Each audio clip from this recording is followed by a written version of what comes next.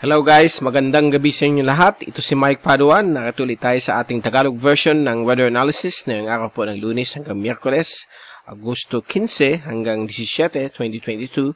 At ito po ay brought to you by Typhoon 2000. Umpisa natin ang update. Medyo maulan pa rin ang Pilipinas, lalo-lalo na po sa hapon o gabi. Ito po ay dahil po sa pagbabalik po ng hindi naman po ang kalakasan na habagat, mahinang habagat lang po ito o yung southwesterly surface wind flow.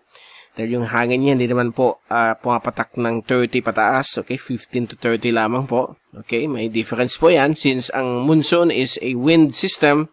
So, hindi po siya ganun kalakas. Although, dahil po sa prevailing La Nina, ito po ay nagbibigay po ng grabing mga thunderstorms sa malaking bahagi po ng ating bansa. Kaya hapon-hapon, huwag kayong magulat kung bakit marami tayong ulan dahil po sa prevailing La Nina. And itong La Nina ay nagkikreate po ito ng scarcity ng development ng mga bagyo sa Western Pacific compared sa Eastern Pacific, sa may West Coast ng US at sa Atlantic Ocean. Kabaliktaran po yung nangyayari. Okay? Nung nakaraang Biyernes, nagbigay tayong update na ang La Nina ay nasa 86%. So, ganun kataas. Kaya malakas sa normal ang easterlies, yung hanging silanganin.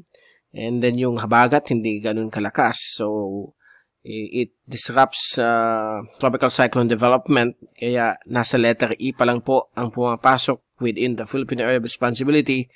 Itong mga bagyong ito na usually ang letter E, mga June, July na yan. Okay? Ngayon Agosto, nasa E pa po tayo. Wala po tayo sa letter F.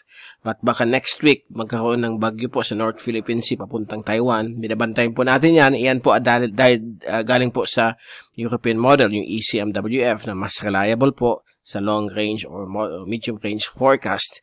So, we will keep an eye on that next week. But now, for the next 3 days ay patuloy pa rin itong mga afternoon and evening rain showers and thunderstorms. Ito po ay dahil po sa isang mahinang low pressure area sa west of Ilocos.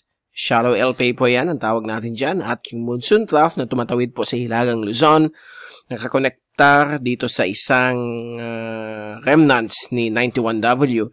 Ito po ay dating low pressure area for the past couple of days at medyo nalusaw na po siya. Naging parte na lamang ng monsoon trough, subalit binibigay natin ng presensya itong natunaw na LPA. Okay? So, itong dalawang system na ito, monsoon trough, dalawang LPA, at yung isa humina na po, ay patuloy maghihikayat nitong mahinang habagat. So, although mahina yung habagat, grabe naman po yung ulan dahil po sa mga localized thunderstorms na lalong pinapalakas ng La Nina phenomenon. Okay? So, yan ang dahilan. Meron po tayong surface trough dito sa may Central Micronesia, IDZZ, at hindi naman po ito inaasahan na magiging aktibong LPA. Wala pa rin pong pinapakita for the next 5 days or 3 days. Ito yung fast animation. So, nakikita po natin makaulapan dala na mahinang habagat at yung monsoon trough sa may Hilagang Luzon.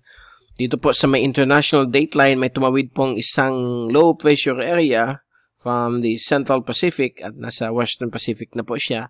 May tag-ID po siya na 92W pero sa kasalukuyan ay medyo nagdidissipate na po siya dito sa malapit sa international dateline. Ito naman po yung surface trough. At so far, yan po yung fast animation mula sa University of Wisconsin Tropical Cyclone page. Ito naman po si windy.com zoom in satellite animation. So, sa mga oras na ito, mga bandang alas 6 na po, nandiyan pa rin po yung mga malalakas na thunderstorms sa iba't ibang bahagi po ng Luzon. Kasama po Metro Manila, gitnang Luzon, Ilocos Region.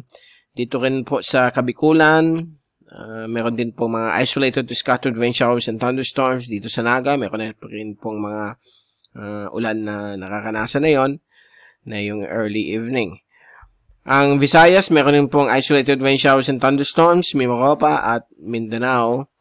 Samantala, ito naman yung forecast for the next 3 days hanggang Huwebes.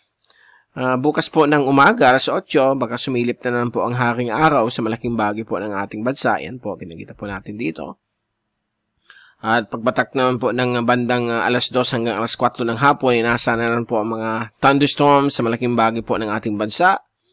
Miyerkules ng umaga, baka uminit na naman po, lumabas ang haring araw. pagdating ng Miyerkules ng hapon, nandiyan naman po ang mga localized thunderstorms, lalo po sa may Hilagang Luzon, Mindanao, ibang portions po ng Visayas, Bicol region, meron din po mga isolated ones. At Huwebes ng umaga, may mga inaasahan rin tayo mga thunderstorms, subalit sa mga coastal na areas po ng Kanluran, Luzon, Mimaropa, at sa ibang portions din ng Kabikulan. Bukas ng umaga, baka may mga ulan-ulan naman po, but medyo lamang po ang mga sunshine. Lamang po ang sunshine bukas ng umaga. But sa hapon, nandiyan naman po mga thunderstorms. Huwebes ng hapon, yan naman po mga thunderstorms. Wala naman po tayong i-focus masyado pagdating dito sa mga thunderstorms. Medyo tricky po sila. Hindi masyadong forecast ng 100%. But within the time frame of the afternoon or evening, nandiyan po yan mga thunderstorms na yan. So, gaya nito sa Huwebes, mga po malakas na thunderstorms, may Benguet, La Union, Dagupan, o Pangasinan area.